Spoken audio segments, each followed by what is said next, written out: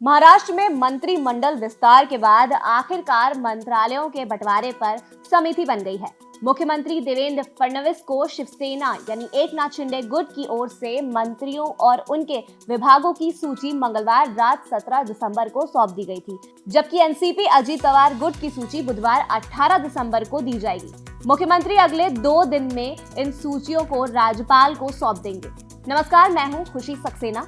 अब बात करते हैं प्रमुख मंत्रालयों के बंटवारे के तहत गृह मंत्रालय बीजेपी के पास रहेगा, जबकि शहरी विकास विभाग शिवसेना को दिया जाएगा। अजित पवार गुट को वित्त मंत्रालय सौंपा गया है, जो सरकार में उनकी अहम भूमिका को दर्शाता है।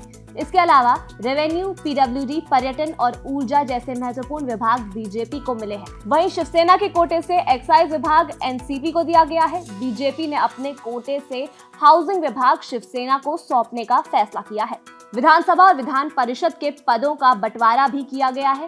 विधानसभा अध्यक्ष का पद बीजेपी ने अपने पास रखा है, जबकि विधानसभा उपाध्यक्ष का पद अजित पवार गुट को सौंपा गया है। विधानसभा परिषद में सभापति का पद बीजेपी चाहती थी, लेकिन उप सभापति का पद शिवसेना के पास जाएगा। रविवार 15 अगस्त को देवेंद्र फडणवीस सरकार ने अपने मंत्रिमंडल का विस्तार किया। इस दौरान कुल 39 विधायकों ने मंत्री पद की शपथ ली।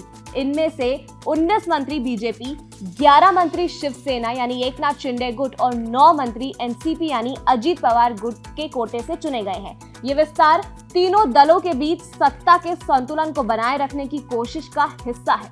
मंत्रिमंडल विस्तार के बाद मुख्यमंत्री देवेंद्र फडणवीस ने कहा कि आगामी विधानसभा सत्र में 20 विधेयक पेश किए जाएंगे। उन्होंने इन्हें राज्य के विकास और कल्याण के लिए बेहद महत्वपूर्ण बताया है। इस घोषणा से सरकार की प्राथमिकताओं का संकेत मिलता है।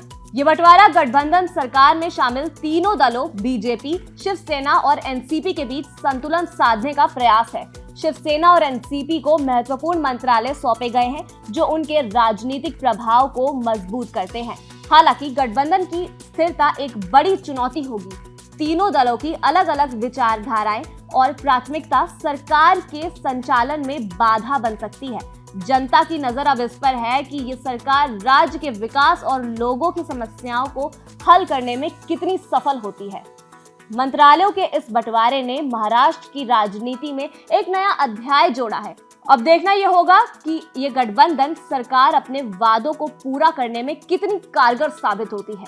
इस खबर पर और भी अपडेट्स और देश दुनिया की तमाम खबरों के लिए देखते रहिए एबीपी लाइव।